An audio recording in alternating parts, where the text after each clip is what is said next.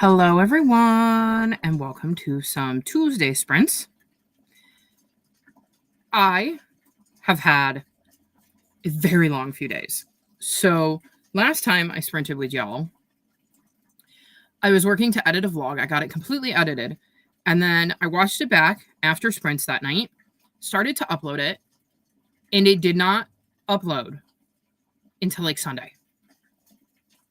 It failed a couple of times. So I did this Wednesday, and then it took me till like Sunday to get it to completely upload. I was so annoyed. But because it was struggling to upload, I didn't know if it was like my internet, so I didn't want to stream because now I'm using more of the power of my internet. And if my internet is struggling to upload a video, then it might not handle this. So it was a very long and frustrating and nerve-wracking weekend. The first thing I'm planning on doing is listening to a little bit of an audiobook to get myself in the right headspace. I need to edit. And I need to edit. I have 2 vlogs I could edit in my TBR video, and I don't know which one I want to focus on because I'm torn. I should probably do my TBR first, if I'm being honest. Wherever. My phone, I have to find my phone first. It's here somewhere. I know it is. I had it a little while ago. I mean, I have this phone, but I have 2 phones. Anywho, I should probably edit that and then worry about editing vlogs. But I also have so much I want to read. So, like I said, I'll probably listen to an audiobook for a little bit. I want to finish Awakenings by the end of the day because I can get points for my Fabelin team. And then I'm going to pick up The Keeper of Magical Things because I need to read a book with a scenic view. And the book I have been reading, I DNF'd. Fun fact, it was a Kristen Hanna. Where is it? This one that I've had on my TBR forever. And I got 94 pages in, and something happened that I was appalled by. So I DNF'd it. Let's see. Nicole has no idea what they're going to be working on, but it's raining and hubby is out, so you're happy to hang out. Well, you got options. If you need to edit, this could be a good time to edit something because I'm always behind on that. Let's see. Patricia says, "Hey, Chris, hope you're good. I'm reading The One by John Mars and Zodiac Academy 3. Nice. I have some plans, and Coco says, none of these plans will involve your bag because I'm going to go lay in it. He is still learning to share. That's for sure. He hasn't quite figured that out yet. That we can both be in the bed and I'm not going to, like, I don't know, eat him.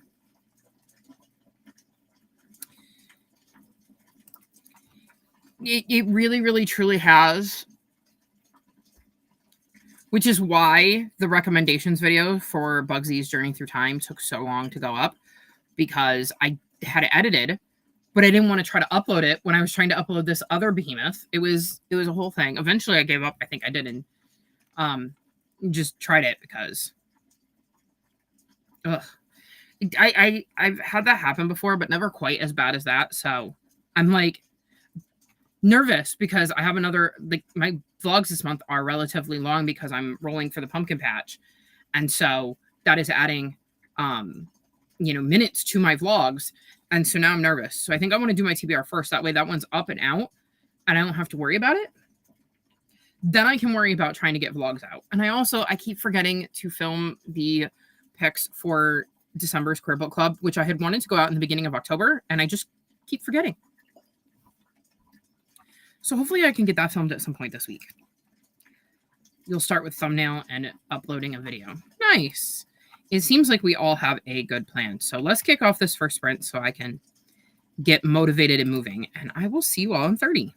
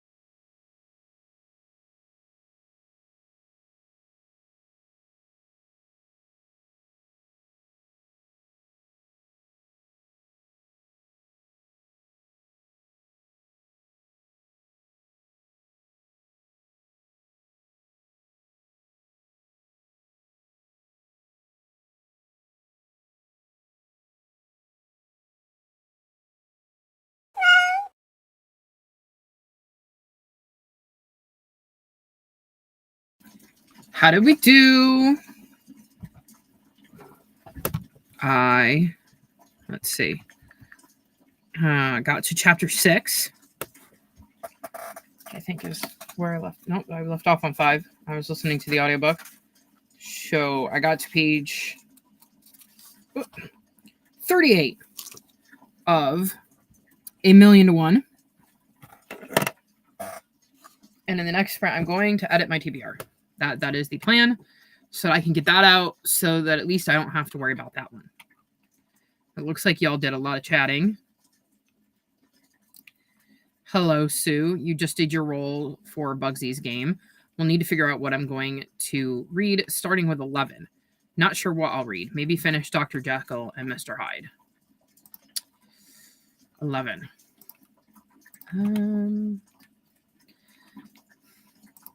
Trying to remember what order everybody is in off the top of my head is interesting. Let's see. I'm pulling up the Google Doc because I don't remember. 11. Ooh. Sylvia Rivera. Assuming that you're playing it the same way. You're counting the little clouds. 11 on the Google Doc is Sylvia Rivera.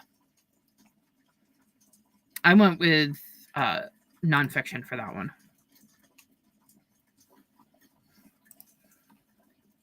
Hey all, not feeling great today, but better than the last couple days. I've been having issues with my sinuses. It's the first time I've been sick without my pup, and it hit me hard. I'm very sorry to hear that, Phoenix. Being sick is not fun. My allergies have not been great. And as you know, they sometimes do affect my sinuses, so I know how much that sucks. And Sue also said that they were sorry for Phoenix. You do need to get some stuff done. Ooh, cleaning. Yes, and dealing with mice. It's always fun. Always fun. Hopefully, us hanging out can help motivate you a little bit.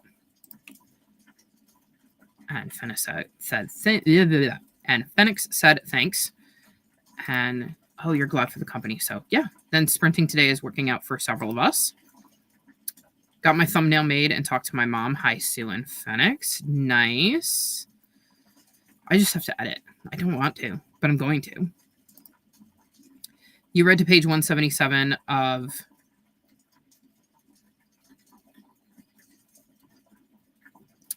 Oh, I was thinking like 177 out of like, say, 400.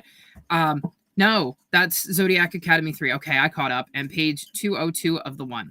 I figured it out. I was like looking at my keyboard going, what could Z and A be like a... It took me a minute, but I got there. And Sue said hi to Nicole.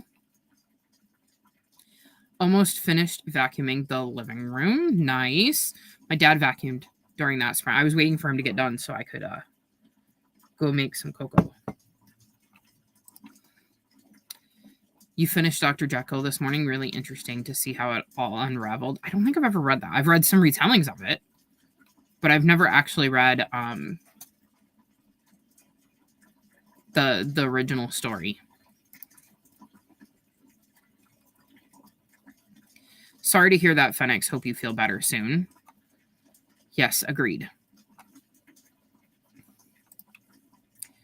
You ate lunch and read a few pages. Oh, you did 11 rolls, but you do have Sylvia Rivera on my list. I am trying to read one book for each of the prompts, or each person. Not all of the prompts. I am not attempting to read 20 nonfiction and 20 historical fiction in the month of November. That would be a lot. Just the 20 between the two is going to be interesting enough, because I feel like they don't read as fast as like Cozy Mysteries or middle grade. Although I do get I do have a few middle grades on there that I managed to squeeze in. Phoenix said hi and thanks, Nicole. It's a quick story. My edition is 72 pages. Wow. I don't know why. I always thought I had it in my head that it was like, I don't know, 250, 300. It's interesting to know it's a lot shorter. I like Dr. Jekyll, at least as it is for when it came out. A lot of those classics you have to add a clause of, it was decent for when it came out. I prefer the ones where you can just say it was a good book, where they didn't include anything that was like no fun, not great, offensive, products of the times, etc. But I also think there's kind of a balance with that of where I have read books where you can kind of see that there is definitely a product of the times, but the author almost feels politically correct for the time period. Like, yes, they're talking in a way a person would for the time period, but it feels like they're doing their best to minimize the damage because maybe they don't agree with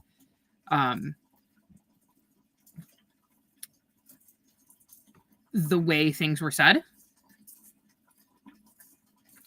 It is interesting looking back at certain classics and seeing that, because I think it's interesting to see those trends, and there had to have been people who, during the civil rights movement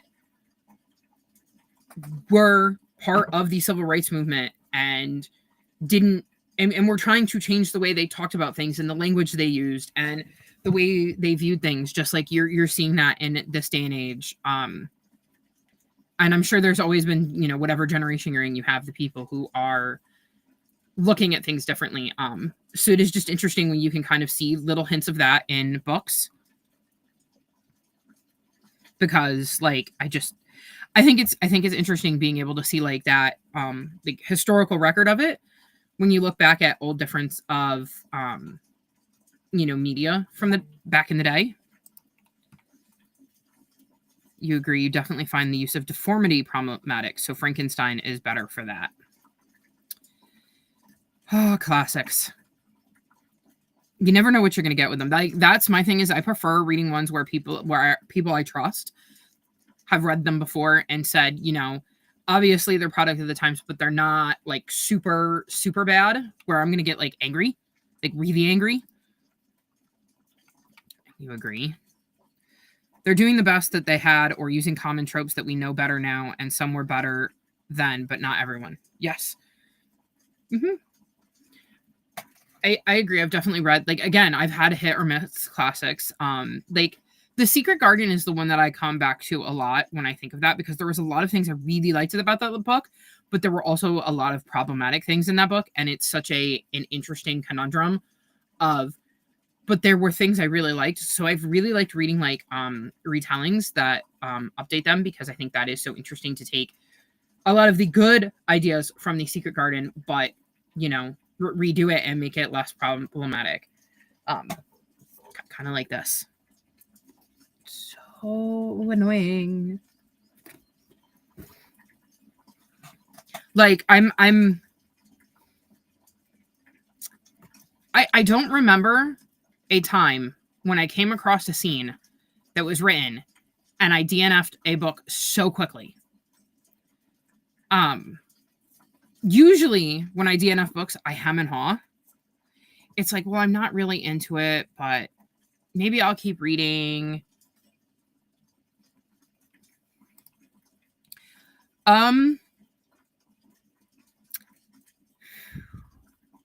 Let's see. I mean, it's 94 pages in, so I'm going to warn you right now that this is technically going to be slight spoilers for On Mystic Lake.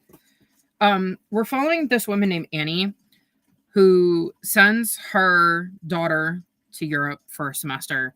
And when her and her husband come home from dropping their daughter off the airport, he basically tells her, I want a divorce. I've been cheating on you. I'm in love with somebody else. And she sinks into a depression and eventually decides to go home and visit her dad, and is struggling. Like, she is very much struggling. Her dad finally convinces her, get out of bed. She makes an appointment with her at the doctor's, where she kind of gets pseudo-diagnosed with depression, but not really. But this was also, I think, released in 1999. So the way I would expect to go through a depression diagnosis is a little different. And while she's getting a haircut, which she's getting because her husband always liked her hair long, and so she decides to chop it all off, even though she feels like afterwards she does not look good. She is reminded of her best friends from high school, Kathy and Nick. And they were kind of this trio, and both Kathy and her had a thing for Nick, but Nick chose Kathy. She hasn't talked to them in years. They just kind of lost touch. And the hairdresser mentions that Kathy died. And neither the hairdresser nor her dad tells her what happened with Kathy. And she finally goes to see Nick. And we had gotten a little bit of a POV from Nick where we're finding about his 6-year-old daughter who's really struggling with her mom's death, has gone mute and thinks her fingers are starting to disappear. So she's wearing this glove because her fingers have disappeared and she can't use that hand. And he has been dipping into drinking, and we're hearing about that from his point of view, which was already a bit of a red flag for me because of my own issues with drinking with my father. And wondering why nobody is talking about the fact that the 6-year-old has obviously got some issues, and it doesn't sound like they're getting her really any help. And Annie shows up to talk to Nick and ends up point blank asking him what happened with the wife, Kathy, her friend. And he explains that, she had always had the blues, but eventually got diagnosed, I think, as manic depressive. But she didn't really like taking her meds. But once they had their daughter, she did. But eventually that kind of trailed off. And he came home one night and found her in his bed. And she had, I don't want to get too into the wording here, but I'm sure you can figure out what happened there. And had mentioned like his daughter had heard a noise and got scared and hid under the bed, but really wanted to go to like mommy and get a hug. And he's glad she didn't, because if she had, she would have gone into the bedroom and seen the aftermath of and uses a little bit of a descriptor of what that would have looked like. And he starts to cry. She puts her arms around him. And the next thing I know, he's kissing her. Well, she kisses him, and then they start kissing, and then they have sex. And I went, oh no. And I was like, nope, done, DNF. Nope. I'm like, what? He literally just described in graphic detail how his wife died and how his daughter almost saw it, and no.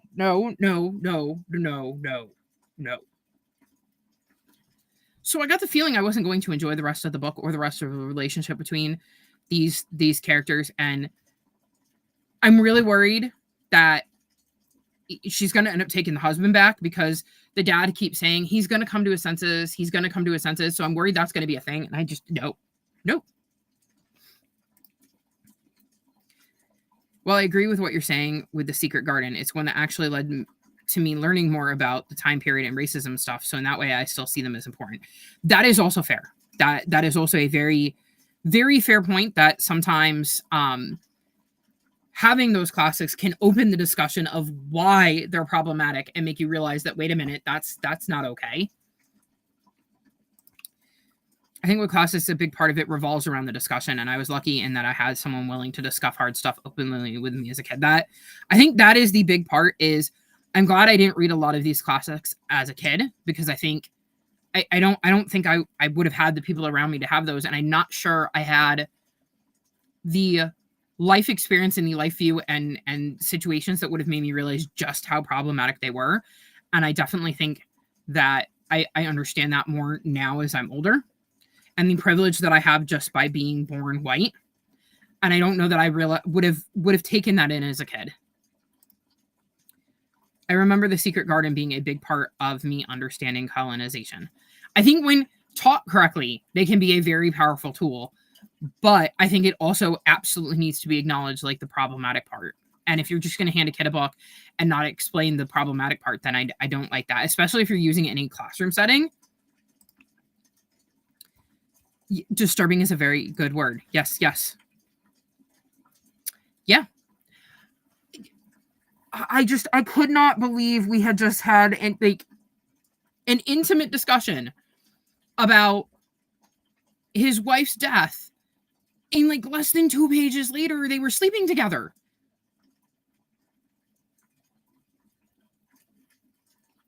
I just, no.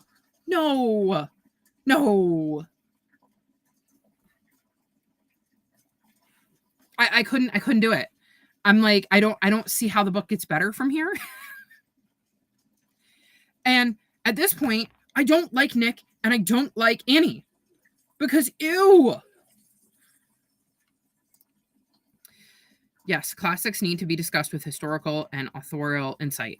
When they're truly racist, etc., it's usually obvious. Mm-hmm.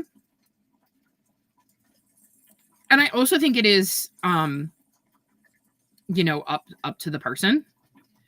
Like, I don't mind reading about that and recognizing, okay, that was problematic.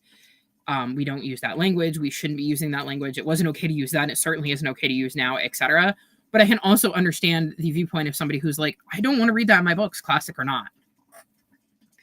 Who read to escape some of that. And I don't fault anybody who doesn't want to put themselves into a situation where they have to read that kind of stuff. Mm-hmm.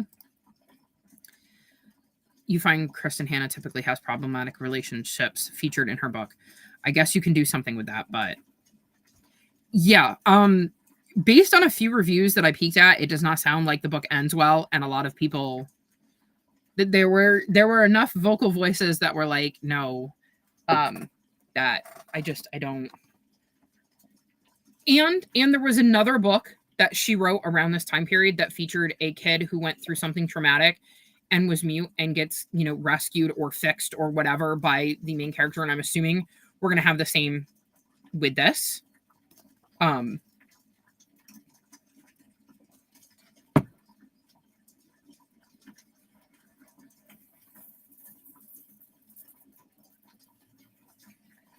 don't know. And now I'm looking at the end to see.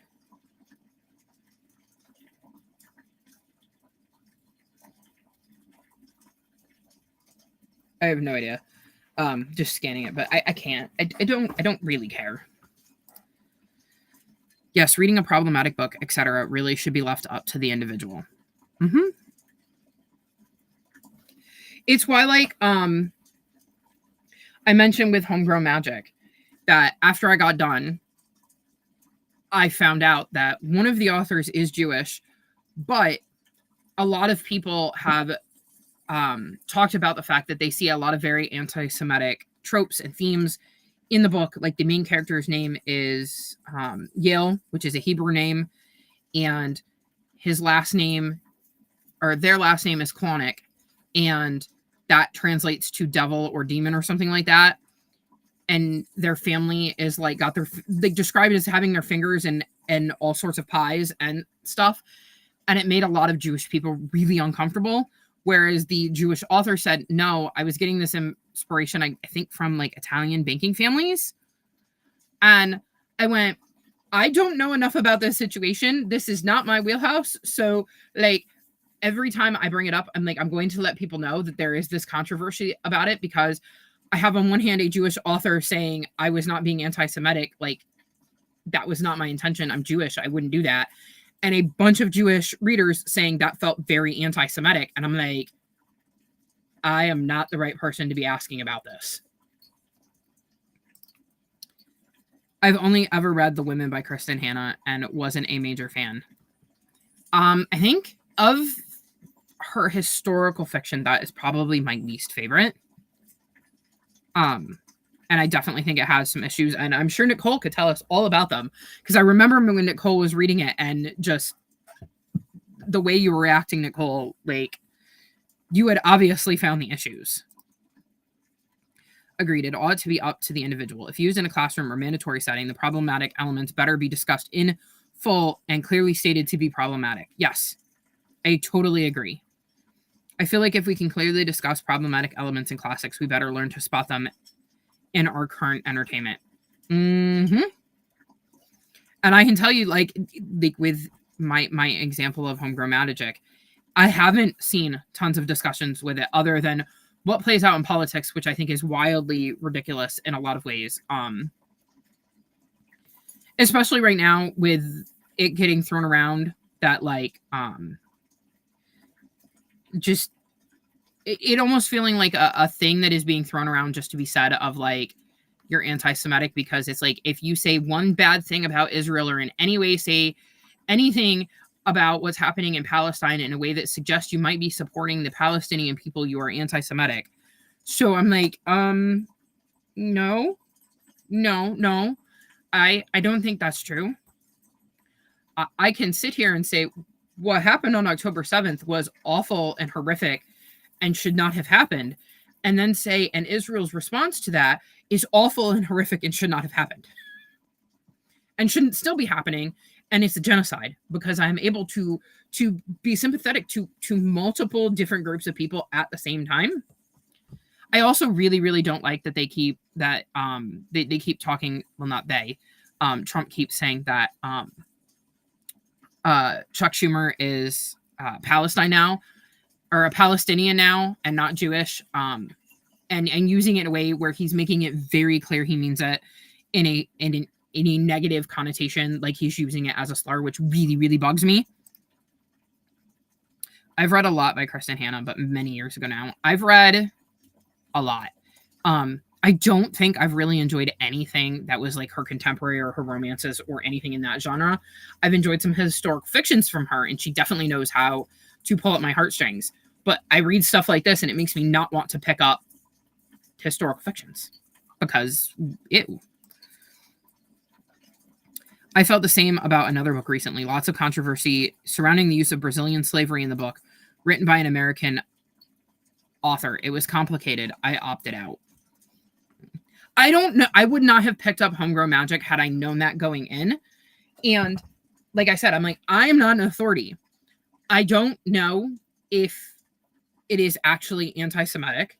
I can understand the points that the Jewish readers who are saying this made me uncomfortable. It feels anti-Semitic, and the points that they're making of having a character with a Hebrew name whose last name translates to demon/devil or whatever, whose parents are, described as being these rich overlords. I can understand why people would read that as anti-Semitic. But also the author is saying, I picked Yale because I liked the name and I was basing it on Italian bankers. Also, I'm Jewish. And I'm like, It's a book I wouldn't have touched because it would just make me uncomfortable and I'd rather not go there. But I read it and then I was looking at reviews and went, oh, no. In many ways, this is why I started seeking out mostly own voices books when certain elements are involved. That is definitely helpful. But technically, I'm literally talking about a book written by a Jewish author that is being accused of being anti-Semitic. So it's not always foolproof. Nuance. What's that? I felt the same. I could see both sides and just didn't feel like I knew enough to be well informed. Exactly. That's exactly what I'm saying. I'm like, I don't know. And it's like, if I was reading a book and heard from insert whoever the minority is, whether it be an autistic individual, I mean, I do know a lot about that, or a deaf individual, or, a Black or Jewish or Muslim or whatever, and they said, I feel like there are some very, incorrect things in here and expanded upon it. I take them and their words as they are because I'm like, well, I'm not Black or Muslim or deaf. I don't know. You would know better than I would. So if you're saying, these are this is not a good depiction of that, I'm going to have to trust, especially if I start seeing in reviews where you're seeing them start to stack up from multiple people. It's like, okay, multiple people are seeing this thing. So it's not just one person deciding to throw a hissy fit. Because they didn't like some aspect of the book, because I have seen that happen too, where for whatever reason, one person goes off and makes, weird accusations, because it definitely happens on the internet. I actually have an author I follow who's an indie author, and was talking about the fact that somebody just went through and gave negative reviews to all of their books, and they can't believe that this person spent the time and effort to read all of their books just so they could write negative reviews. So I felt really bad for them because I was reading one of their books and I was like, I don't know what this person is talking about. Like, I'm not saying that it's a 5-star read, but it's definitely not a 1-star. So I don't know what this person's problem is, especially when it sounded like Some of their problem was the content of the book. And I'm like, well, if you don't like the content of the book, then why did you pick up the book in the first place? That would be like me reading, Ice Planet Barbarians and going, yeah, well, I hated this book because it was nothing but, spicy scenes, and I don't like spicy scenes. Why would I pick up a book that I'm going into knowing I'm not going to enjoy?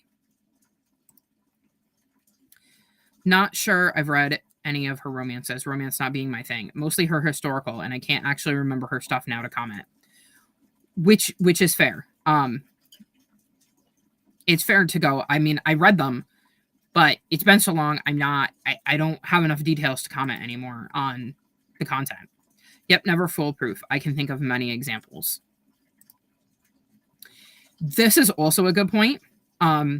Is sometimes you just have to say, like, not only do I not know enough to go into this with the kind of knowledge I would need, I just don't want to put in the work to become knowledgeable. So if I do enjoy it, I can defend it. That's fair. This was also a TBR vet, and I have one more Kristen Hanna that's like older, like her backlist, and I'm unhauling that. I'm not even going to try. That's a good point, especially for those of the platform. Are you willing to defend reading and presenting the book to the world? Mm-hmm. And it is something I think about every single time I read a book is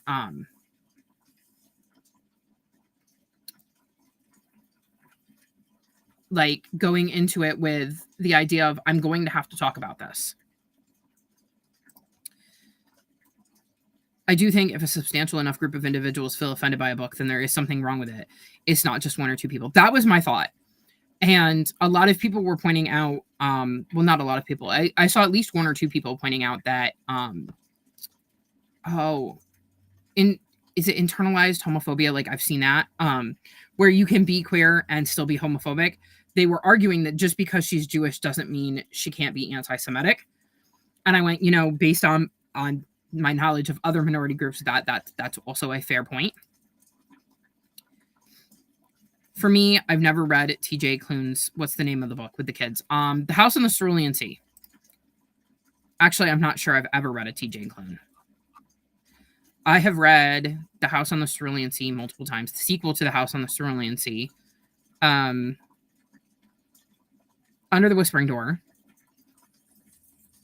The entire Wolf Song series, so the Green Creek Saga. And The Bones Beneath My Skin.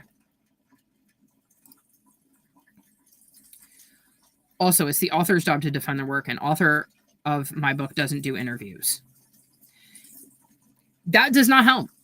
At least the author of Homegrown Magic came out and defended their position and how they were coming at it from their mindset. So you are getting an idea, like they are trying to defend that. No, that's not what they did. Memories are funny like that. Sometimes they don't do what you want them to do. I agree, Patricia. I felt like at least the author missed something. Mm-hmm. And that's why, like, I don't necessarily mind if you're going to write from a non-owned voices perspective. But if you're going to do that, you need to have sensitivity readers that represent that denomination you're choosing to write for. That way you're making sure you're writing it authentically. Because I don't think there's any problem if you are a straight, white, cisgender author who's like, I want there to be diversity in my books. Like, I don't want to write a homogenous, straight, white, cisgender romance novel. I want there to be more diversity in here. But if you're going to do that, then you need to make sure that you're doing it accurately. That if you're going to write about a trans person and you're not trans, that you're getting those details right.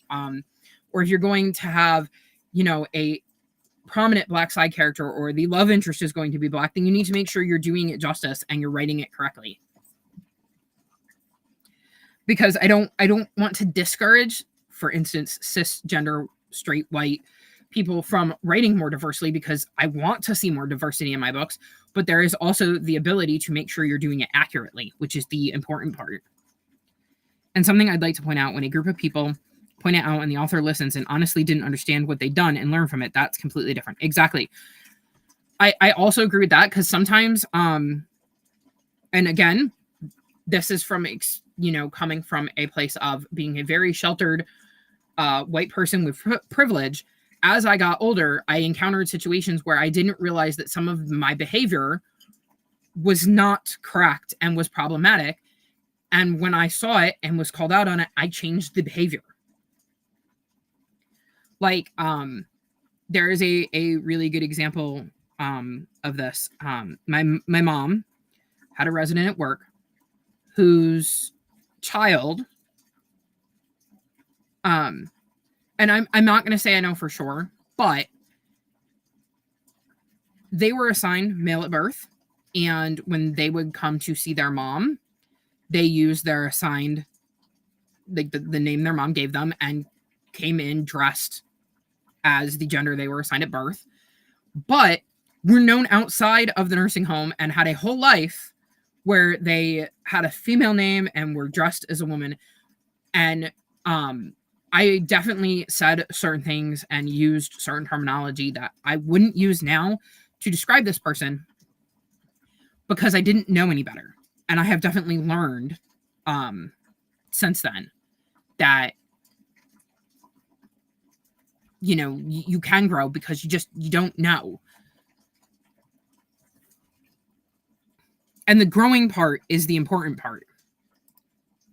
Sometimes we honestly don't know what we don't know. I agree. This is where sensitivity readers are involved. Like there's which novel was it? It's something Jilly P. You don't know everything, Jilly P. And that author said, because it had deaf culture involved and it had a prominent Black side character, that they had sensitivity readers because while their grandparents were deaf, they weren't necessarily part of that community. And they might have even had a similar situation with like family members or friends that were Black, but they wanted to make sure they got it right and they got the representation right. And again, I think that is super important, that you can do diversity. You just need to make sure that you're doing it authentically. And with like think about all of the research and effort that goes into writing a historical fiction and making sure it's historically accurate. You know that there are authors out there who are willing to do the work. So if they're willing to do the work to make sure it's historically accurate, then it should also be willing to go the extra mile to make sure that something like that is accurate as well. Yes, this all seems so obviously, but it's clearly not. Nope. We all have unconscious bias, and it's about trying to learn from different situations and challenge our own biases. Yes, and sometimes you're just raised in an environment with, say, a group of racists or a group of homophobes or whatever, and you don't know any better because you were raised to believe whatever this is, and you get out in the real world and you meet these people and you go, wait a minute, they're not doing the things that my parents said they would do. They're not behaving the way my parents said they would. I don't understand. So I definitely think that there is room to grow and that people should be allowed to grow and change as a person and realize that the way they behaved and the things they did were not acceptable. And they are now trying to be a better person and change moving forward. Learning and growing every day, even in small ways, it is important. Exactly. And I have definitely seen various people in various situations do that. Like I said, I'm one of them. Like I said that the child of that resident, the way I would talk about their situation now is absolutely not the way I would have talked about them then. And it's because I know better now. I didn't know better then. That was the way my mom was talking about this person. So I just assumed that was the correct way to talk about this person. Anywho, I have avoided editing for a very long time now, so I should probably unpause the timer and actually get back to editing, even though we're having a nice little discussion. And I will see you all in 30.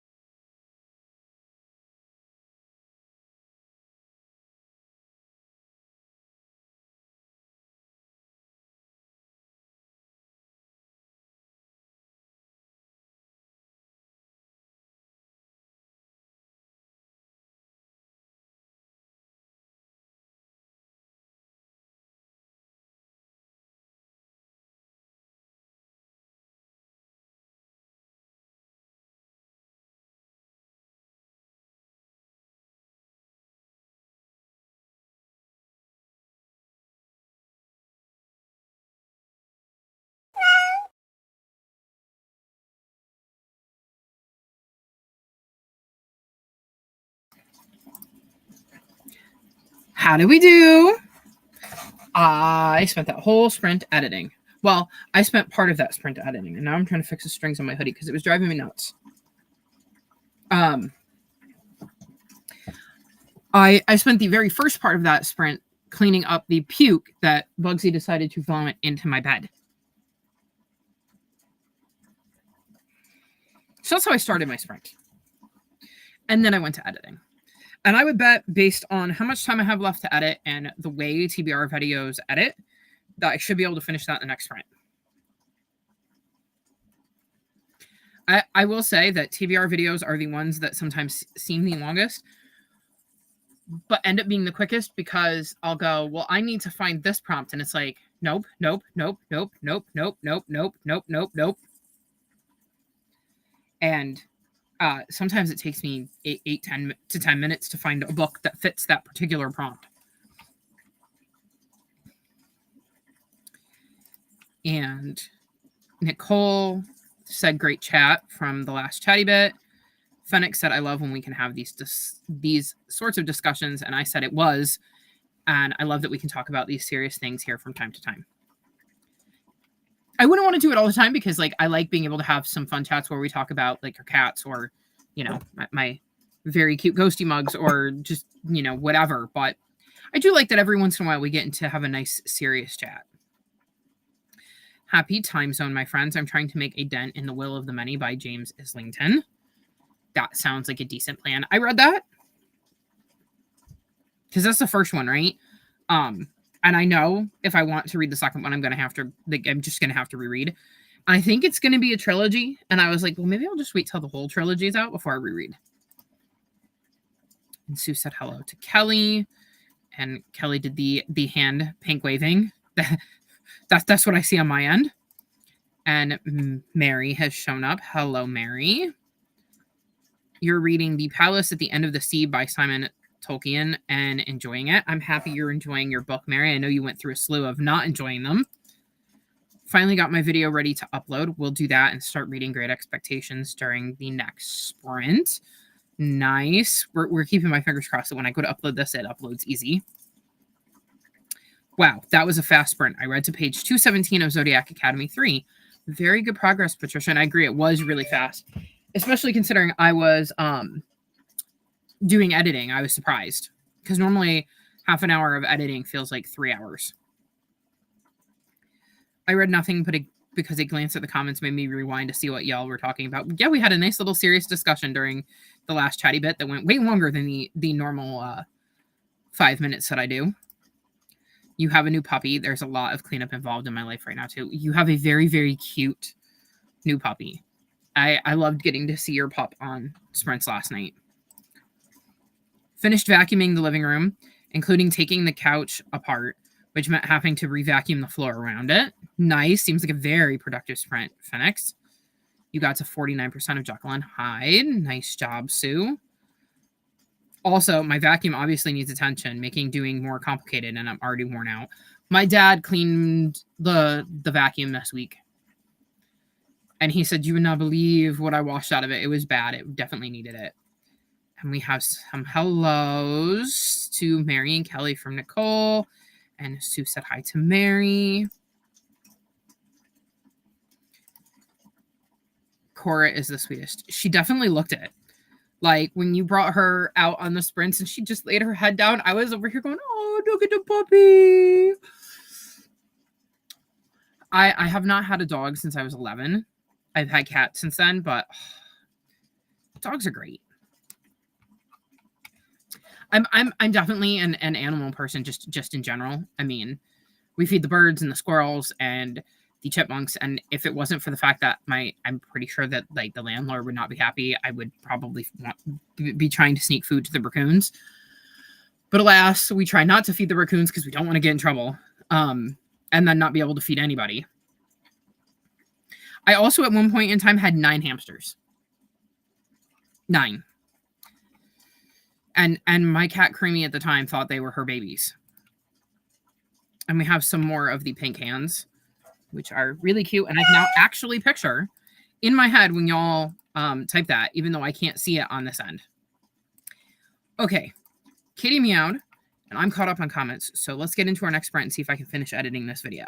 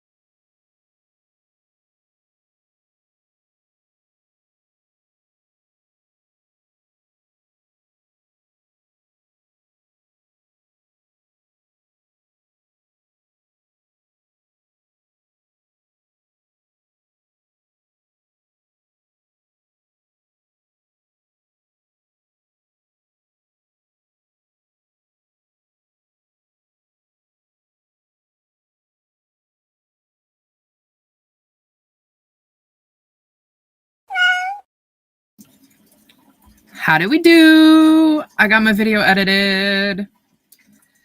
Fun fact, that only the people here are going to know. The very last prompt that I pull for phase 10 took me 9.5 minutes to find a book for.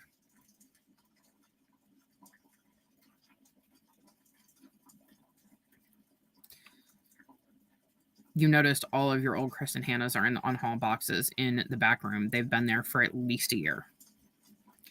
Mine, the ones I have, I can think of 4. I'm trying to think. No, 5. I have The Nightingale, The Great Alone, Homefront, True Colors, and Four Winds. Is that what it's called? The one about the Great Depression and the like Dust Bowl. Those are in the other room. And then I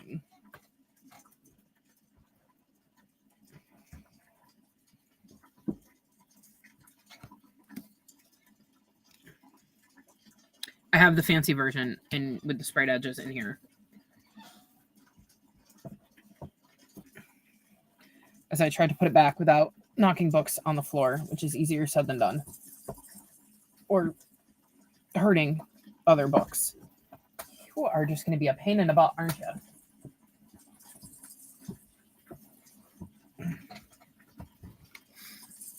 Although, I'm thinking,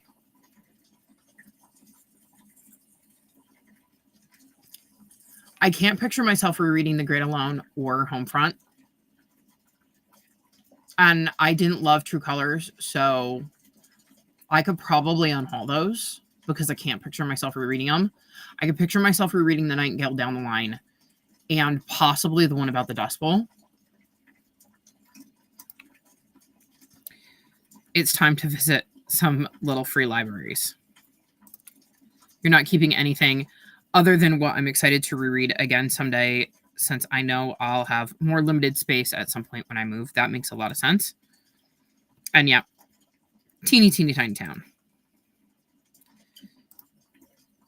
And Kelly seems surprised. You've rarely hit the same one twice in over a year.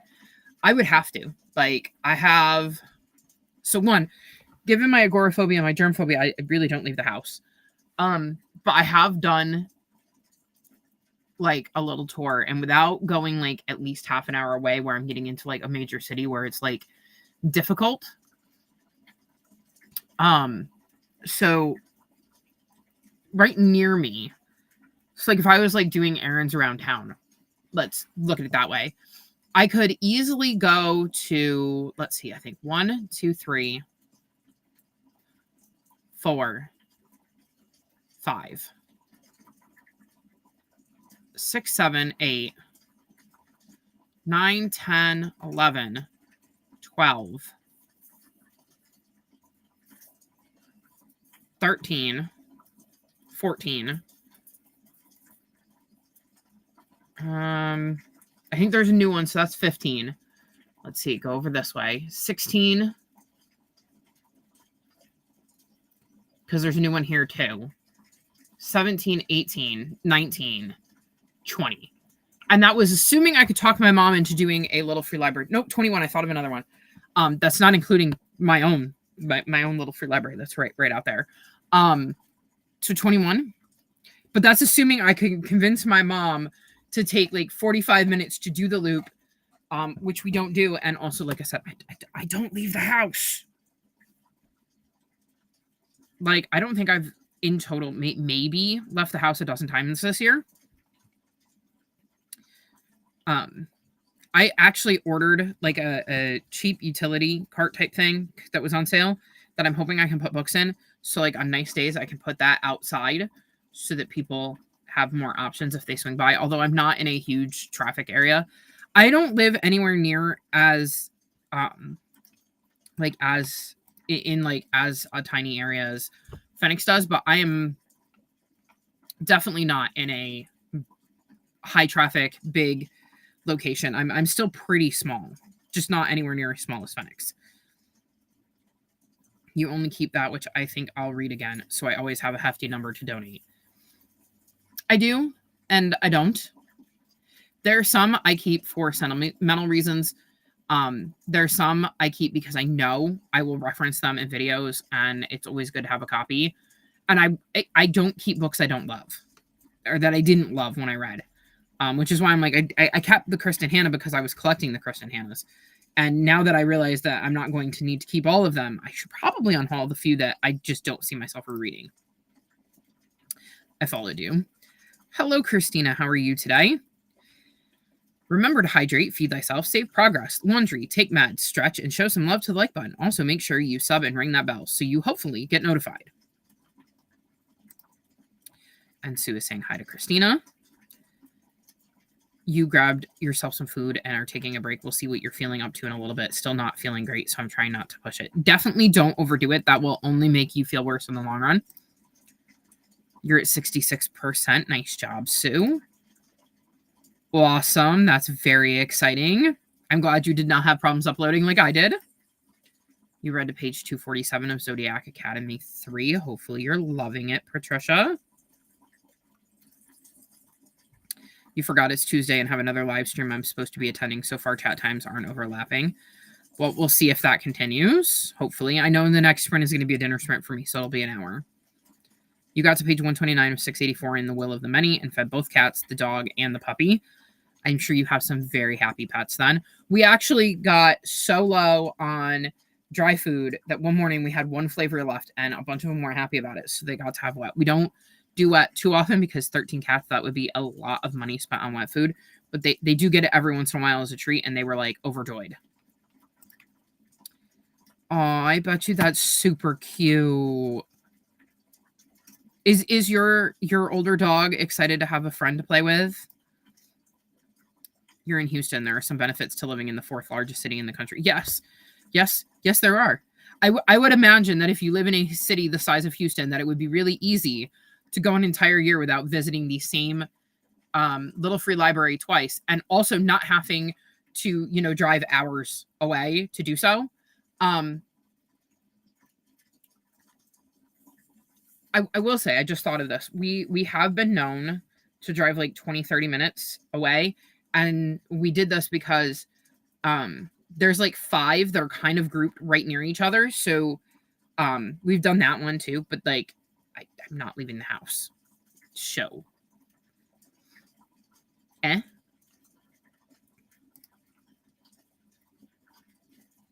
Yeah, you are. I know where Phoenix lives. I have looked up Phoenix's town on a map, and they really are literally in the middle of absolute nowhere. I thought I lived in the middle of nowhere. They really live in the middle of nowhere. I really want to know if this is a YouTube thing or a restream thing. Or my internet thing. We have 3 little libraries in my area. I think there are 6 or 7 in the valley. Yeah, like I said, if I sit and count them and I'm willing to drive like 20 minutes, and then again, 20 minutes this way and like 20 minutes this way, which means to get from this one to this one, you have to drive to it. So we rotate. We have one that's really good, like, that we go to often. Like when I'm out, I will often stop at this one because this library is constantly refreshing its books. And I don't know whether it is the owner of the library that is making sure there's constantly new books in there, or they just have a lot of foot traffic. And so the books are constantly circulating. So I really like hitting that one because I never know what I'm going to find in there. I'm glad it's not too terrible. Yeah, mine's not that low. More like 10,000. I live in the middle of the country. The nearest neighbor is a mile away. I love it and would happily never leave the house or talk to anyone. See, you also, you in similar ways live in a very middle of nowhere kind of thing. Like, it sounds like you would not have an easy time hitting up a bunch of little free libraries. You so miss living in the middle of nowhere. Not in town. Yeah, Phoenix's town is in the middle of nowhere, whereas Patricia sounds like they live in the middle of nowhere. The older dog, he's my daughter's, but he still lives at home, loves the puppy. It's so cute. I love watching puppies play with each other. They're very adorable. Also, one of the things I will mention with the way I speak is a 6-month-old dog is a puppy. A 3-year-old dog is a puppy. A 13-year-old dog is a puppy. All dogs are puppies. He thinks we got the puppy as a toy for him. I bet you he's having a blast. I love that. I wish my cats were excited when we brought a new cat in. That's cute, Kelly. I bet you it really, really, really is. Anywho, let's fix the timer because I am starving. And I am very, very hungry. So, no, we don't want 100 minutes. 60 minutes, Chris. I almost gave us a 100-minute sprint. That would be an hour and 40 minutes. That's way too long. Anywho, let's kick off this sprint, and I will see you all in an hour.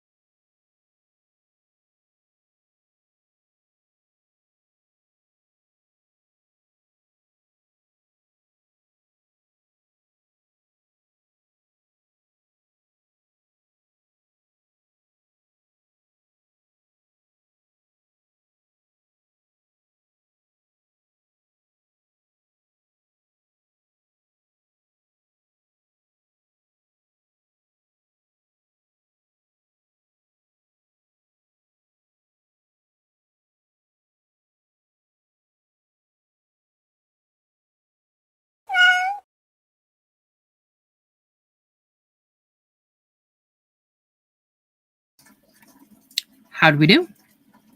I made my dinner, which was very, very good. And I started watching my TBR video back, which I should be able to wrap up in the next sprint. So I'll actually be able to get to reading, which is exciting. The library is only a 5-minute drive away. In Ireland, we are lucky that every tiny town has a really good library. My library is like 10 minutes away.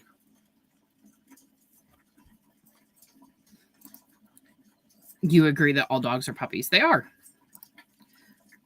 Well, my other friend streaming lost power due to a storm. That stinks. So that stream's over early. That is always my worry. So if I see really like gross weather coming, I just don't bother because I figure that best case scenario, my internet is going to be wobbly. Bummer, Phoenix. Hopefully the power's not out for long. Yes. Power being out stinks no matter where you are and what time of year it is. And so, yeah. Hopefully they figure out what like the cause was and are able to get it back on quickly. I will say, and we're going to knock on wood for this, I have particle board. No wood handy. I really need to get like just like a tiny little bit of like a chunk of wood just to knock on. But knock on wood that it continues. But our power company has always been good about getting the power back on quickly.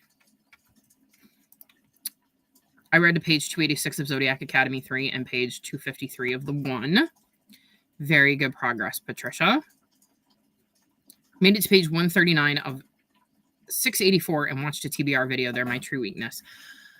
I have creators where the only video I watch of theirs is their TBR video because there's basically no overlap in what we like to read, but their TBR video is fun. So I like watching to see what, like, does it screw them over? Does it go smoothly, etc.? I love a good TBR video. And I can say that by far, my TBR video is the thing that gets the most views on my channel. By far. Yes. From what you've told me, it really, really does. I really need to divide clothes, but have no idea how I'm supposed to do that with Bitey McBiterson here. Is the puppy trying to help? Pets, they're so helpful. You made it to 47%, are still enjoying it. That is fantastic to hear, Mary. I'm pretty sure I've hit my limit for at least now of getting stuff done. Also, if you want to know what that was, it was my phone sliding down and smacking onto my desk. I had it leaned against my computer while I was watching the video back. Even when my brain is resisting bookish stuff, I can often handle TBR videos. I love TBR videos. They're the best.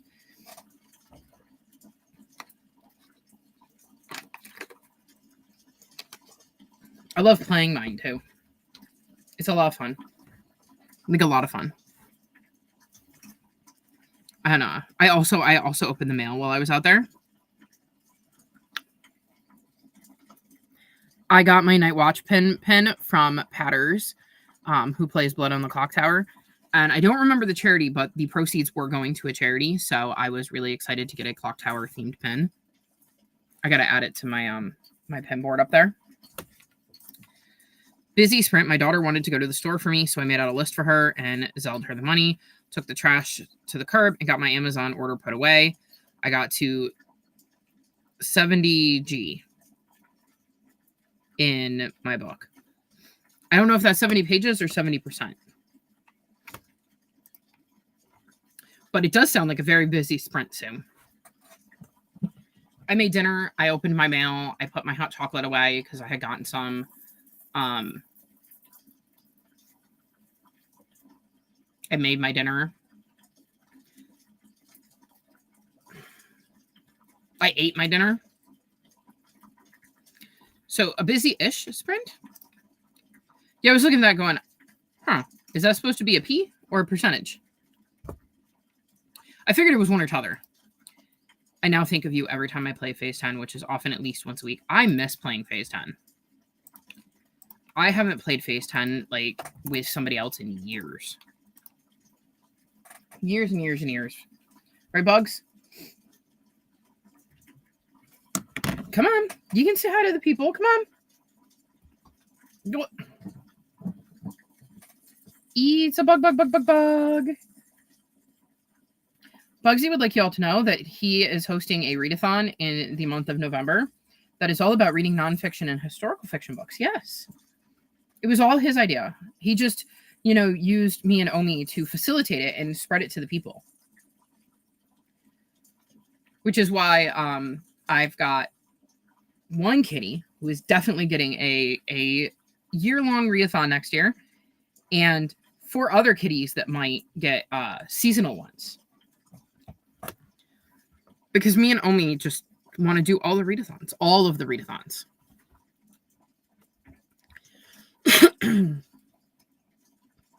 So hopefully we can find time to sit down and flesh those out.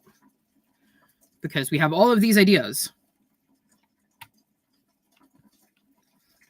Although I think Omi has a very busy week work-wise, so it might have to wait for next week for them to sit down and really start adding things, whereas I have been doing so pretty consistently this week now that I've gotten Bugsy all set and ready to go. You put some winter clothes away and went through some stuff. That's when I figured out I'm back to not feeling so great. Then you should definitely rest and relax. Bugsy boy, hi. Did you see him look? Sweet kitty Bugsy.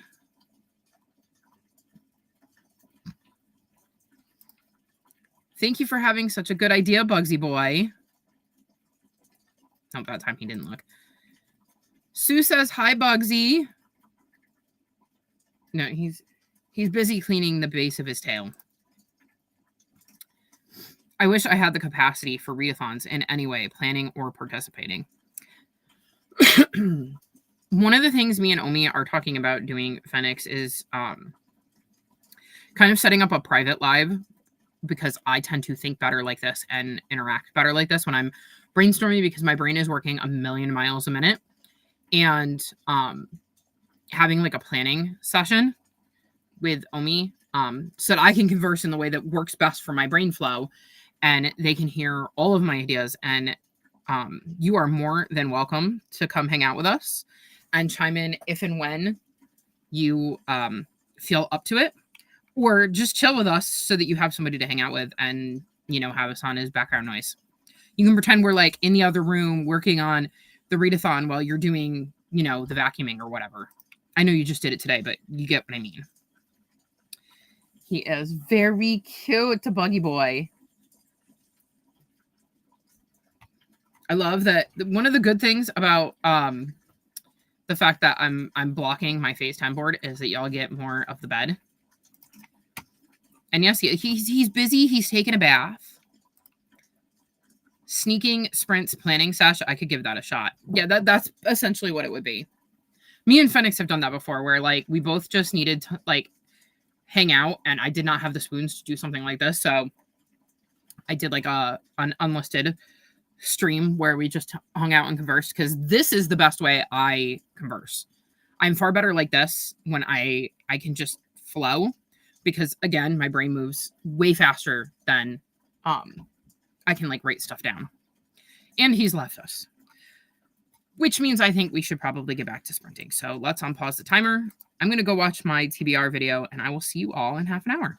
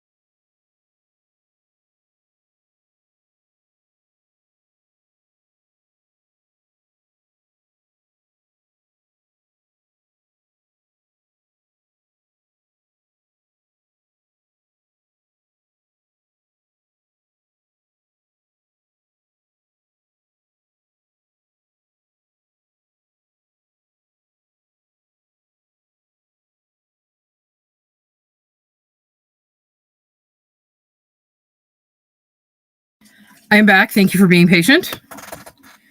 I really wanted cocoa, and I'm like looking at the teapot going, boil faster. And it just wasn't. I was like, well, because my parents are getting ready to eat. So, like, they're going to be getting food. So I knew if I came back in here, I wasn't going to be able to get my cocoa. So I was like, well, just let them know. So let's see. And yes, Phoenix does prefer to communicate in writing, which is why I was like, well, this way I can communicate in the way that I feel most comfortable. I've always been like a face-to-face person. And granted, I'm not face-to-face with you all now, but I've gotten very comfortable at talking like this.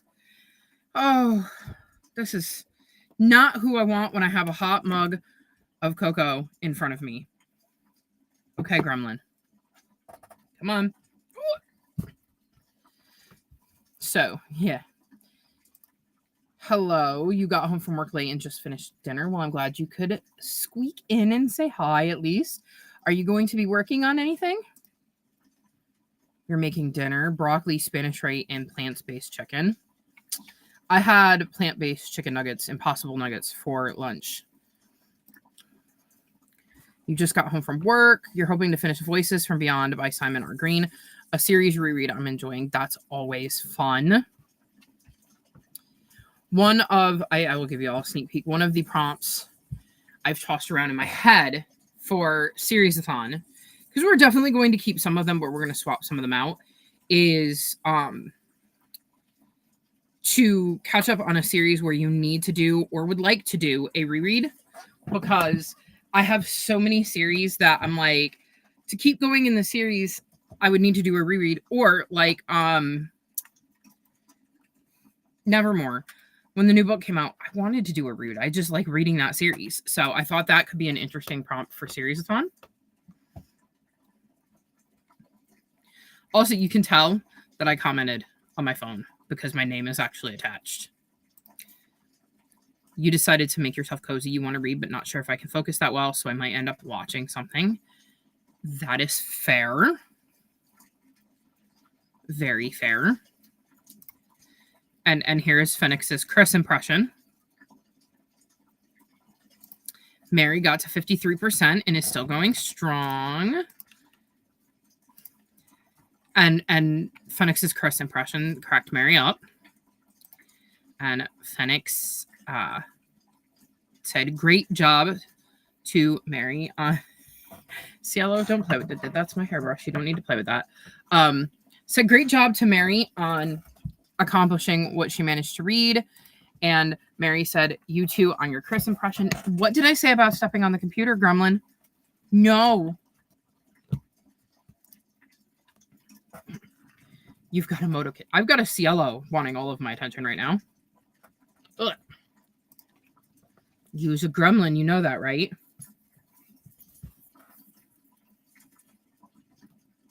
Gremlin. A naughty Gremlin. Although, to be fair, Bugsy last night, did I post this one in the Discord? I definitely sent it to Omi and Phoenix.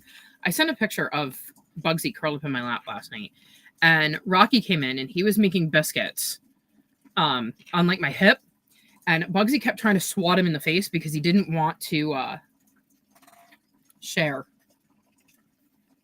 I had to tell him no. So he went and curled up on my foot, and then Rocky eventually settled down like up here. So I got to curl up with Rocky and read last night, which is different. But I think that's the first time Rocky's like curled up on me. I'm trying to keep her away from my cocoa. I don't want her to spill it. Yeah. Moto and you say hi to Cielo. Moto and Phoenix say hi, Ellie baby.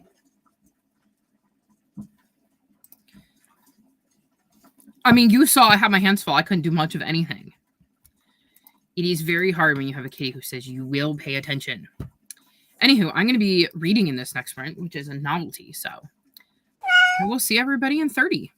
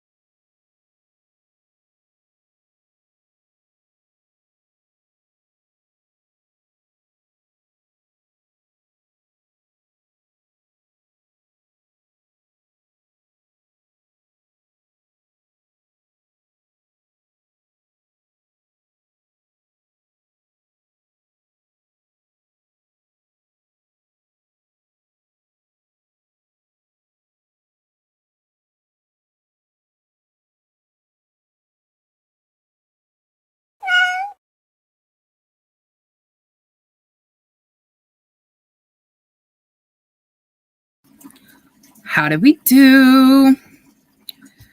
I'm on page 124 of 155. I have no idea where I started. But I do know I would be farther if the boys hadn't decided they were both going to climb on me while I was in the bed and demand high highs. And because it's an ebook, I can't listen to it. So I had like the phone sitting on my chest and I'm going like this. Because I had both cats here. It was great fun. And Bugsy kept going like this. Like he was going to swat Rocky. He was not into sharing me at all. Zoe managed to read 29 pages. Very good, Zoe. I don't know how many pages I read, but I do know I read enough pages that I will be finishing Awakenings in the next sprint, which is exciting.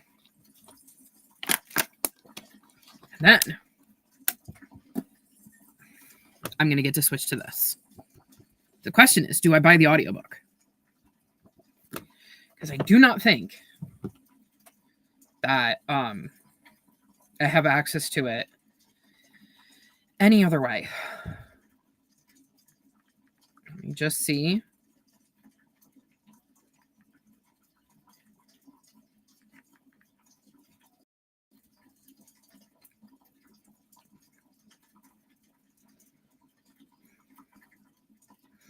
I have at least 6 weeks wait if I want to get it from the library or from Libby. And I don't think it's on Hoopla.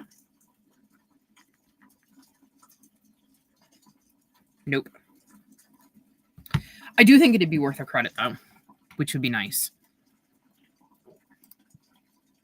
Hello, Text. How are you doing? You read 56 pages of Nevada by Joshua Porter today. Now to switch to my Advent book. Are you still enjoying that one, Text? I just sat down to read. It's only got a few pages in. I did get the clothes divided, first loaded in the wash, caught the cat who escaped outside, and vacuumed the bugs that got into the house. Sounds like a productive sprint, Kelly. Even if you only managed to read a few pages. You watched a YouTube video and it kind of zoned out. Fair.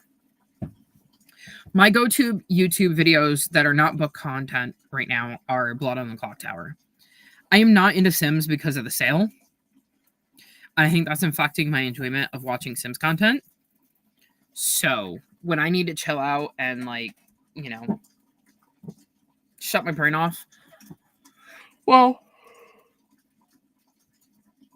I shouldn't say shut my brain off because I am trying to solve the puzzle with Blood on the Clock Tower, but that is what I end up watching. 57%. Nice job, Mary. And Star says hello to Zoe and Text. See, this is tripping me out because y'all's names are coming up slightly differently. So sorry about that, Mary. Mary says hi to Zoe and Text. My brain is getting tired. I am. It has its ups and downs, but I'm still into it. I skipped it last night, so I need to read 2 chapters tonight. Well, I will be here for, I think, 3 more sprints. So you should have time to get through them. Same with The Sims for me. It's just, it's weird. Because, I'm still into the idea of it. It's just, it feels icky. Although I am really supportive of the creators that have the ability to say, I'm not going to engage in the creator network. So I'm not upset at all by the fact that we won't be getting as much early access content. And Tex said hi to Mary. And Zoe said hi. I definitely think I'm going to get the audiobook. I kind of want to listen to an audiobook and work on a puzzle, but I haven't figured out a comfy place to work on puzzles. I feel that. I have to do it at the kitchen table. There's just no other real way to, do it that is convenient. Sometimes I have the mini board, the white one that you see in my videos, and I can bring that in my bed, but I haven't been sorting these. I've been doing bits and pieces puzzles, and I've just found that like it's hard to even find the edges sometimes. They're sometimes very weirdly shaped. And I haven't been doing puzzles that feel like they have a very obvious, like clear pattern. So I've just been putting all of the pieces out. The last one I finished, I can show you. I'm working on a Halloween one right now. And did I take the picture off? No, I didn't. Okay.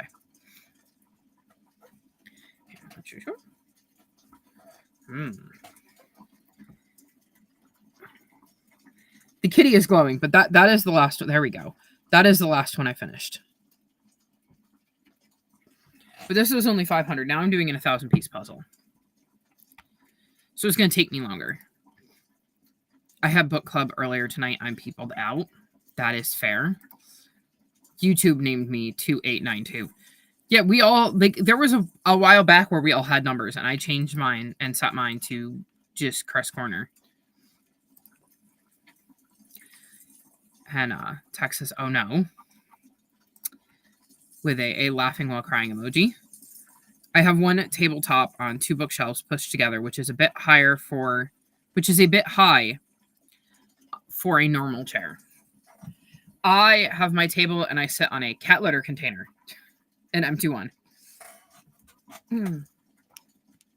as my chair. It is very, very pretty. The picture does, like, especially on here, does not do it justice. I had a lot of fun with that one. That was like a tricky one, but one that was fun.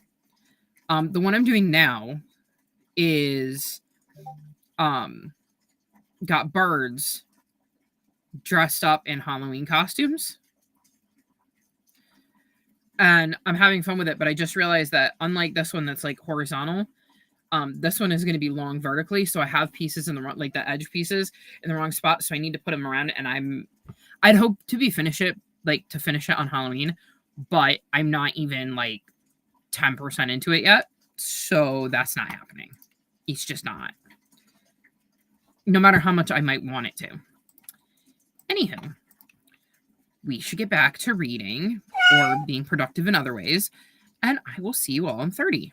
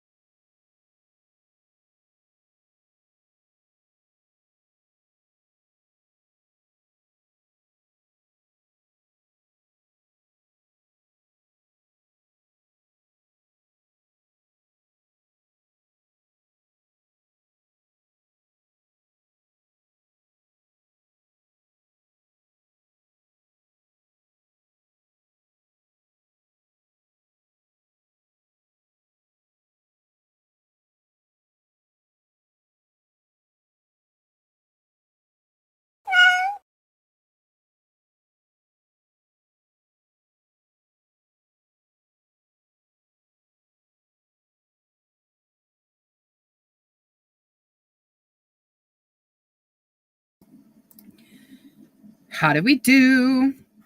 I finished Awakenings, and I'm now on page 21, and I got the audiobook off of Libro so that I can listen along.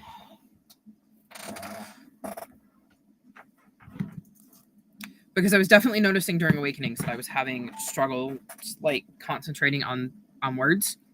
So that could just be because it's an ebook.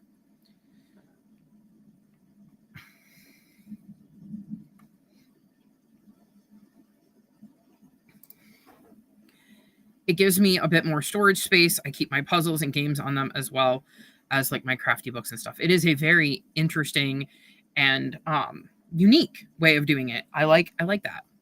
We have in our spare room in front of the window 4 cat litter containers piled up like 2 on top of each other. And on top of that, we have the top board of an old desk of mine.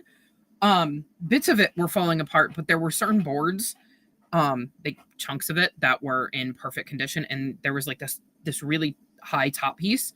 And we ended up keeping that, and we use it as like a ledge for the cats to look out the window, which they really seem to like.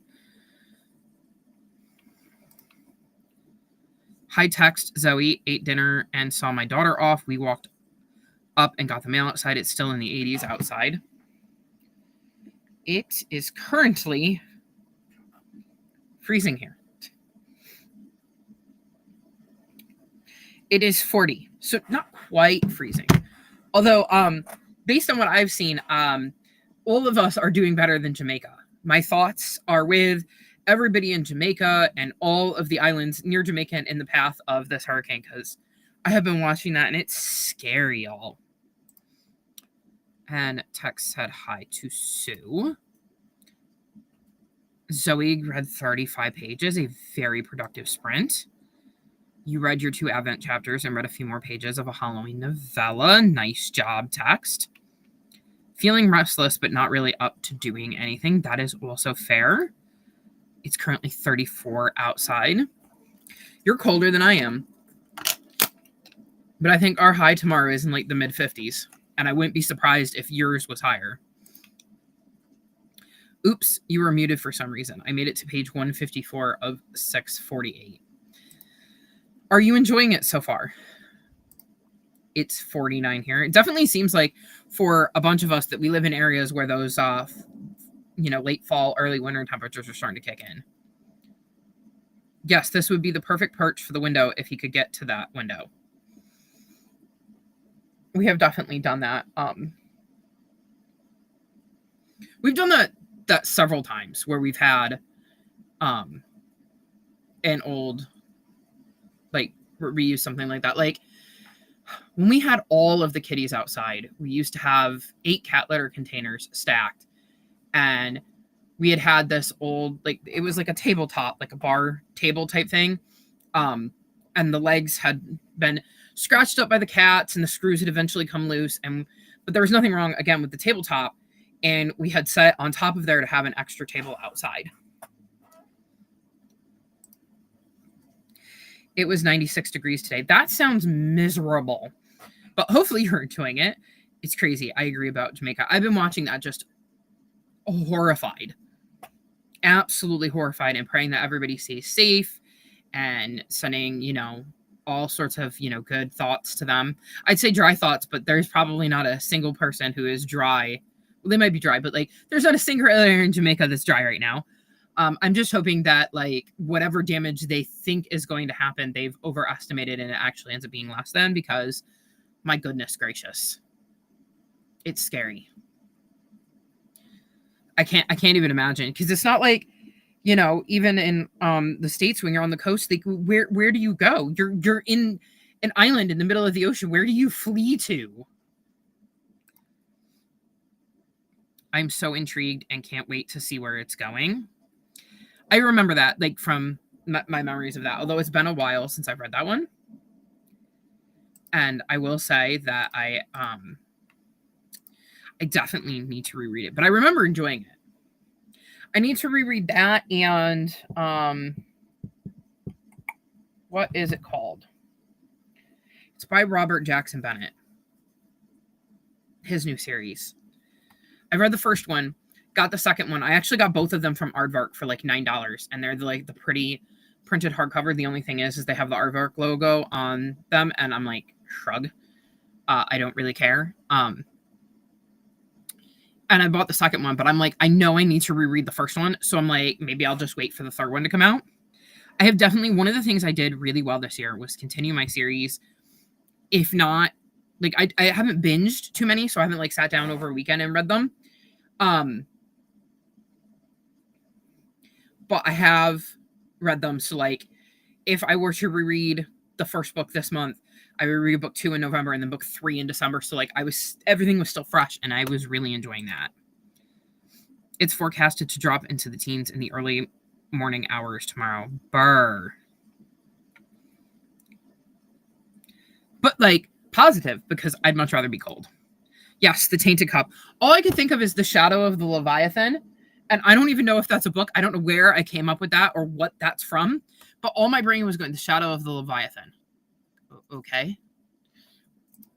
I have Drop of Corruption, but haven't read it yet. Loved book 1. I read it. I think I gave it 4 stars, but I also said at the time I was in a really weird headspace when I read it. And I knew, like, I remember saying in my vlog that I'm like, I'm going to have to reread this because I feel like I wasn't giving it the intention, like the attention that it needed, because my brain was just in such a weird state at the moment. You really enjoy both of them. Well, that is good, because we tend to have a lot of overlap in what we do enjoy in our books, Phoenix. So that makes me more excited to get back to that series. But I think I want to wait till book 3. I have a few series I'm doing that with. Is what other series am I doing it with? I'm waiting on the latest Arkham Warriors, and I'm waiting on the Bone season. I'm just gonna read the Bone, like, because I need to reread it. I've read the first 3 and like a novella. I think it's called The Pale Dreamer. And I'm going to need to reread because I just don't remember enough to just pick it back up. And so I was like, I think there's supposed to be 7 books and book 5 just came out. So I'm like, I'm just going to wait. I've read enough to know that I can pre-order the books and buy the books. And when the time comes, I can just read through the series. Pretty sure Shadow of the Leviathan is the name of the series. See, my brain was in the right ballpark then. It just could not grasp the title. Anywho, I think I'm going to go make more cocoa and continue reading. I will see you on 30.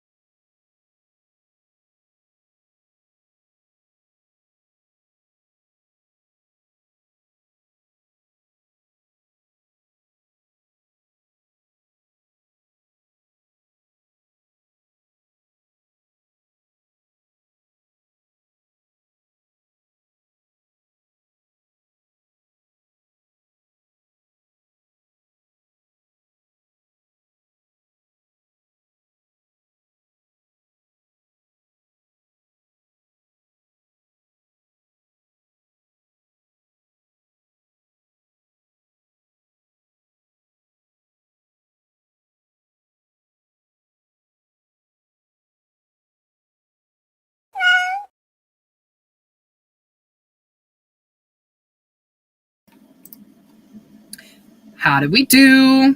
I'm on page 60. And I got my Coco. I've updated some spreadsheets. Got to keep on top of all of that.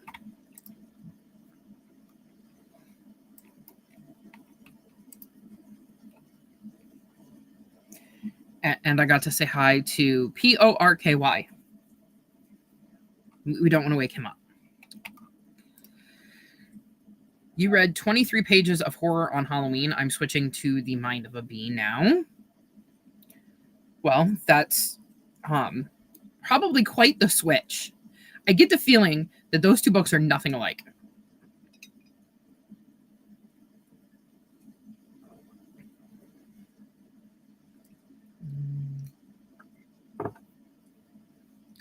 I love hot cocoa. Also, so everybody knows, this next sprint is going to be our last one.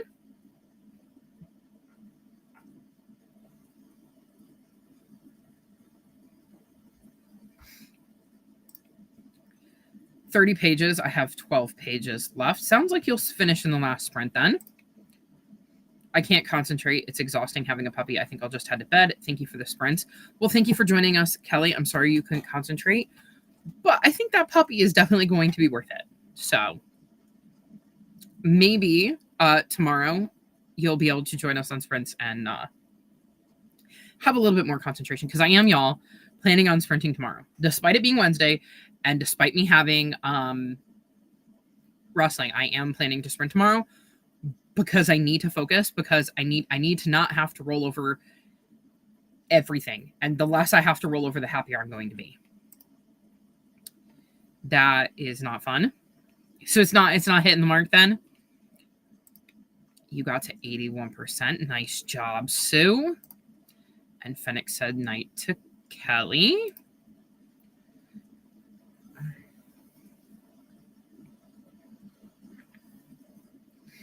Oh. I'm watching him try to pick his way over and go around Pork. He looked at me. Pork looked at me when I said his name. What are you doing, Bug Bug? What are you doing?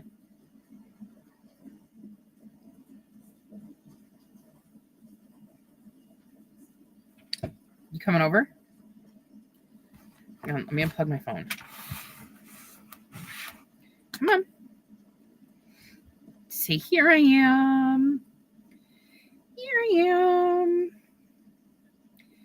He just wants everybody to know that if you haven't watched the announcement video for his readathon, he thinks you should. He thinks it's really neat. Don't you, Bug Bug Bug? And see, there's a little gray kitty, just like you. Yeah. Yeah. I found a way to put you in the logo. Yes, I did. Not you, but an animated one that looked like you. Hi, Rocky. Oh, no, that's not Rocky. That's Cielo. Oh. Let's see. Oh. You're restless but not feeling up to doing anything. That is also very fair. I wish I could just veg, but I know I will feel guilty if I do, and I really want to read. So I'm doing so. Absolutely terrifying. We've had it on and off, like the Weather Channel, all day, and it's just scary. It's a mystery that seems pointless. That's annoying.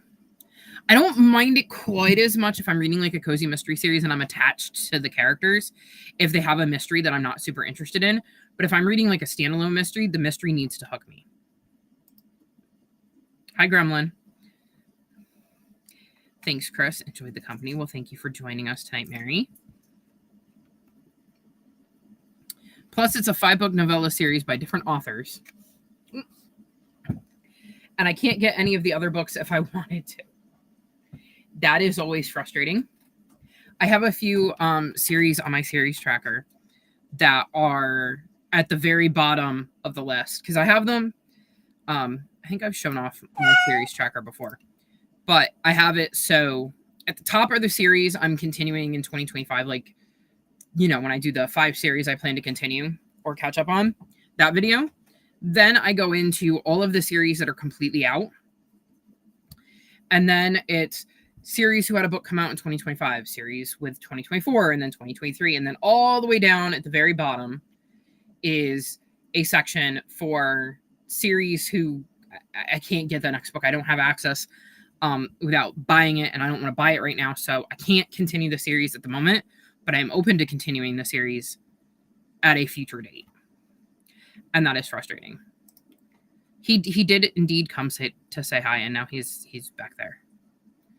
Oh, now he's over here. You can't see him. He was back there. Hi, your readathon is awesome, Bugsy boy baby. And we have another hi to Bugsy.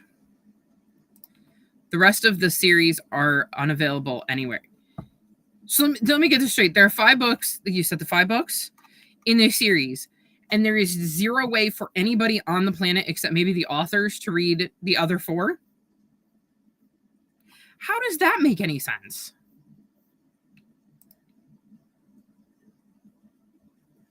Aren't. The rest of the series aren't unavailable anywhere.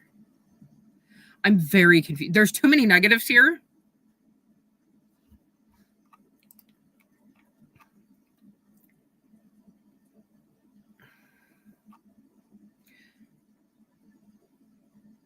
Apparently it's bath time. They're all taking baths right now. Anywho. So our next sprint is going to be the final one. So let me pop that banner up.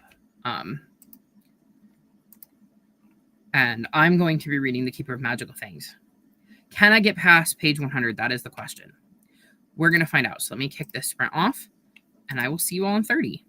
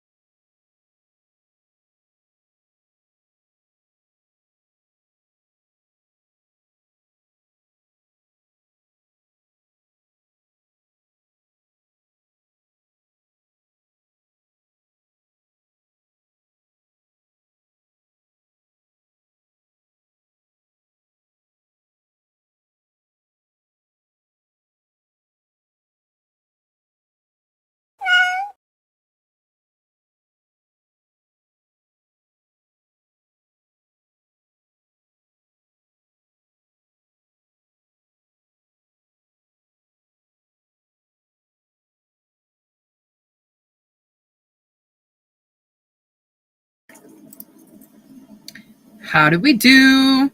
I got to page 116.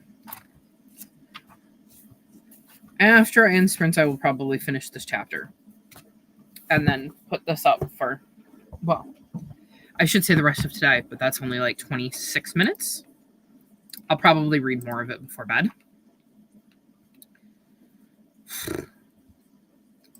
Zero Way. I must have gotten the first one for free years ago. That is very strange. Very strange. You're double checking of your errors, created more errors. I've been there, done that. As has Phoenix. You are definitely not the only one, Text. I've unintentionally been lurking and working this whole time. My computer kept pausing the sprints, so I missed all the chat. Thanks for hosting. You're very welcome, Nicole. That was me yesterday. Is like I had your sprints on from the moment I got up all the way to when they ended, and it was like every time I needed to do something, it just so happened to overlap with your chatty bits. So it would be like I was in the kitchen and I was making some food and I could hear you in the bedroom, but I wasn't in the bedroom. So I often do that on your sprints where I'll just have them on all day and I'll be in and out of my room as I'm doing stuff. And like I wasn't feeling super chatty yesterday, so I didn't chime in until the very end. Yes, thank you for the sprints. I'm at 90%, but I think I'm done reading for tonight. I hope to join in sprints tomorrow, but I have other things to do, so I'm not sure. Well, if you can, we'd love to have you. If not, then we will see you next time you're available and I'm sprinting. And you said goodnight to everyone. And Mary has said goodnight, folks. 22 pages of The Mind of a Bee. Nice, very good sprint, especially considering that's a nonfiction, right? You're very welcome, Text. You made yourself more food, kind of hungry, and had the energy. That is a very good plan, especially if you're not feeling good. Getting some fuel in there to help your body fight off whatever that is definitely a positive. You read the 12 pages and started the next reread with 10 pages. Nice. Another productive sprint, Zoe. So glad you had sprints today. I enjoyed the company. I have wanted to sprint all weekend. I just couldn't because of the video. But phase 10 is uploaded. So y'all, phase 10 will be out tomorrow at noon. Eastern Daylight Time, I think. I think we go back to standard time next week because the clocks fall back this weekend. So noon Eastern Daylight Time. So you can look forward to that tomorrow. You are very welcome, Zoe. I'm glad you were able to catch them and join us and had a productive day. Yeah, very scientific nonfiction book. Educational, not exciting. Ooh, that's not fun. I'm guessing from the way you're talking, it sounds very bland. Because I have definitely read ones that, like you said, very scientific and educational, but they still find a way to make it interesting. And I think that's the key with nonfiction. I'm a little nervous because I do have a lot of nonfiction on my TBR this month because of Bugsy. But I'm hoping I found some good ones. Oh, so where is it?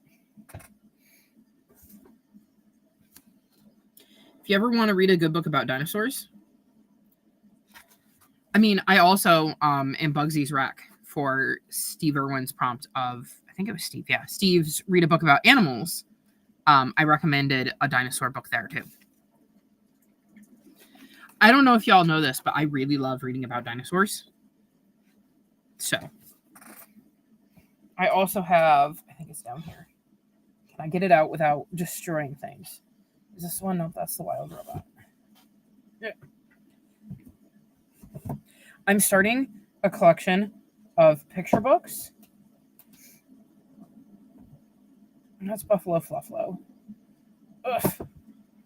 And this is also Buffalo Fluffalo. So this is, of course, it's the last one.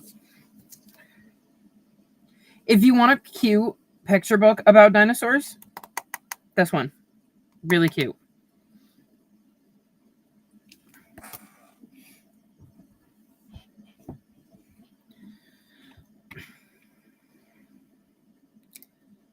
Be safe and well, everyone. See y'all soon. Yes, hopefully tomorrow. You're crocheting a T-Rex right now. Interesting. I have out in the bookcase in the hallway, I have dinos. Little mini dinos that I got from Build-A-Bear because I'm absolutely obsessed with dinosaurs. Dinosaurs in Space. It's hilarious. Hilarious. I thought it was really, really cute. He also has a book called, I think it's Except Antarctica, and it's a book about how turtles can be found everywhere except Antarctica, and a turtle overhears him saying that and says, well, I'm going to prove you wrong. I'm going to Antarctica. And then he says, and this thing is found everywhere but Antarctica, and they come across one, and the turtle just continues to convince animals that are not found in Antarctica to go on a trip to Antarctica with him. And I think that's also very cute. Not as cute as Dinosaurs in Space, but definitely cute. I'm a big proponent of reading picture books. Every once in a while, you just need to read something that's fun, cute, easy, quick. The illustrations in some of these are amazing. Like, just absolutely amazing. And that will get me every time too. So, like, I'm definitely enjoying this year getting to read more picture books. Because, one, I think it's, you know, especially considering I have so many little ones, it's always good to be able to check out what's out there and know what you're giving to the little ones. But two, so many picture books are being challenged for like the most hateful reasons. So I'm really enjoying that. And like I said, it sometimes it's really, really nice to just read something that is simple and pretty and fun and just think a nice little cozy thing. So I have been a big proponent of that. I will tell you, and this is, I haven't gotten to do this yet. Where is it? Wrong thing.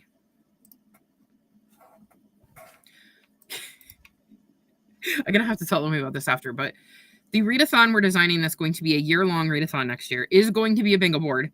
And the middle square, instead of saying free, is going to be picture book. You're going to need to read a picture book for it. So, there's a spoiler, a little mini spoiler.